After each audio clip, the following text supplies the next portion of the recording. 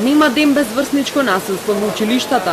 Средношколците апелираат на надлежните, родителите и наставниците повеќе да работат на решавањето на овој проблем.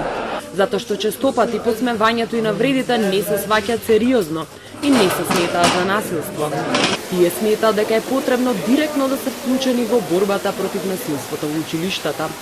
Велат дека само така може да се подигне свеста на луѓето, низ каков пекол поминуваат средношколците секој ден на училиште. Ние на само иницијативно го оформивме овој клуб, да кажем, оваа кампања за антибулинг во нашето училиште, бидејќи сметаме дека е битно децата сами да се едуцираат. Ако зборуваме за нас што ни се случува, мислам дека ние најдобро можеме да си изнајдеме решение. Ние имаме исто така проект каде што работиме на врсничка медијација. По моето знаење нема такво нешто во училиштата на територија на Република Македонија, каде што ние како врсници ќе се вклучиме директно во конфликтот, каде што ќе може да се обратат кај нас наместо да оди тоа кај психолог.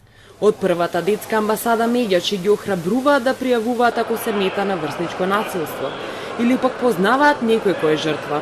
Според нивното досегашно искуство, родителите се тие што најчесто пријавуваат кога нивното дете е малтретирано на училиште. Најчесто пријавуваат возрастните. Тоа е една од карактеристиките.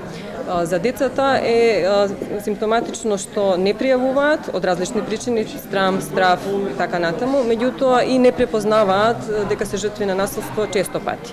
Денеска средношколците од неколку гимназии од Скопје и Велес одиграат театарска представа за меѓуврсничко насилство. Тие се договориле дека ќе поканат публика до која сакаат да стигне пораката.